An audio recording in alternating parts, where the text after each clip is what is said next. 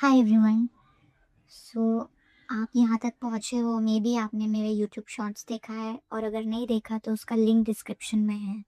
मैंने आपके शॉर्ट्स में बताया था कि सब कुछ एक छोटी सी प्रॉब्लम से स्टार्ट हुआ, लेकिन मुझे उस वक्त बिल्कुल आइडिया नहीं था कि वो प्रॉब्लम क्या थी।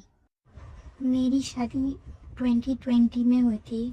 जब मैंने पहली बार इंटरकोर्स किया था तो अनकंफर्टेबल था बट पेनफुल नहीं था।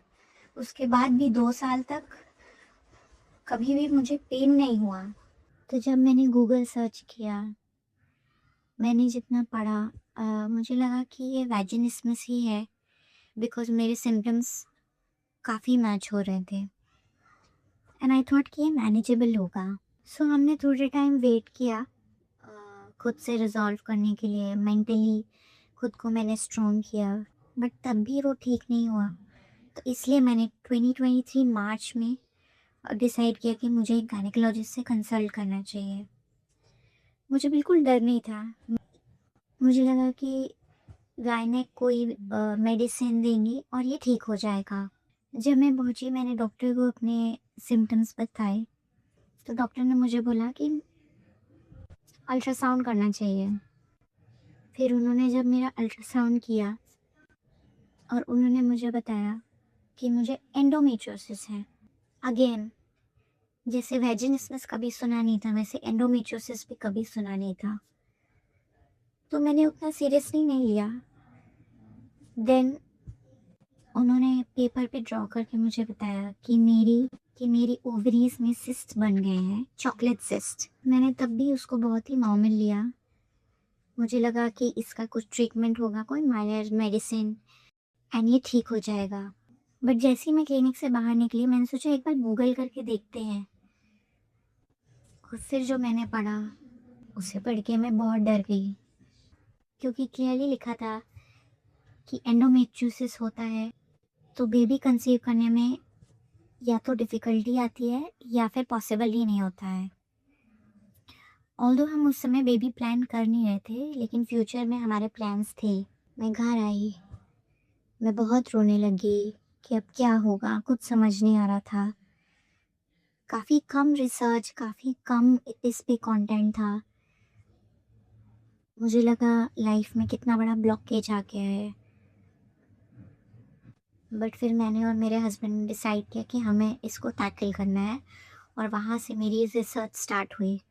पहले तो इसके बारे में जितना भी यूट्यूब पे कंटेंट था या फिर ब्लॉग्स थे, व्लॉग्स थे, मैंने सब पढ़े देखे।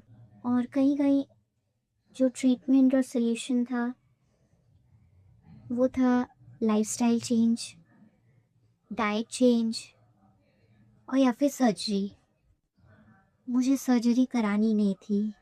मैं नहीं चाहती थी कि मेरे यूट्रस को या कोई भी रिप्रोडक्टिव ऑर्गन को टच करे जब तक मैं बेबी कंसीव ना कर लूँ। एंडोमेट्रियोसिस एग्जैक्टली क्या होता है, इस पे मैं एक यूट्यूब शॉर्ट्स बनाऊंगी। मेरे गायनिक ने मुझे मेडिसिन दी थी एंडोमेट्रियोसिस के लिए, बट मैं वो नहीं खाना चाहती थी, बिकॉज आप जो भी एलोपैथिक मेडिसिन खाते हो वो आपके बॉडी पे कुछ और इफेक्ट कर सकती है, स्पेशली जो हम पीरियड्स में खाते हैं या फिर सिस्ट साइज रिड्यूस करने के लिए। ये सब हेल्दी नहीं होती है। मैं चाहती थी कि मैं बहुत ही ऑर्गेनिक तरीके से इसको ट्रीट करूँ। और मैं सीरियस थी, बट बहुत ही कम टाइम के लिए, नियर अबाउट 1 मंथ के लिए ही मैंने अच्छी डाइट एंड लाइफस्टाइल फॉलो की, एक्सरसाइज करी, एंड उसके बाद फिर मैं बैक टू रूटीन हो गई। एंड ये वाली बात मेरे बैक ऑफ द माइंड पे चली गई। मैं बिज़ी हो गई लाइफ में, बिकॉज हमारा बेबी का कोई प्लान नहीं था उस समय, तो मैंने बहुत ही लाइटली लिया। मेरा दर्द तब भी था, और फिर उस पेनफुल इंटरकोर्स की थोड़ी आदत भी हो गई थी, और ऐसा होने लगा था कि कभी होता था कभी नहीं होता था। ये अक्टूबर 2023 तक चला। फिर मैंने डिसाइड किया कि चलो एक बार और अल्ट्रासाउंड कराते हैं, जस्ट टू सी कि क्या स्टेटस है मेरे सिस्ट। पता नहीं मैंने ये क्यों सोचा कि मेरे सिस्ट का साइज़ रिड्यूस हो गया होगा, या फिर मेरा सिस्ट चला गया होगा।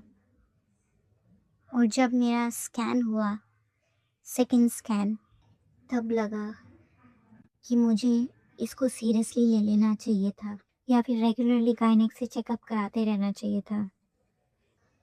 इस स्कैन में क्या-क्या फाइंडिंग्स हुई, ये मैं आपको नेक्स्ट वीडियो में बताऊँगी।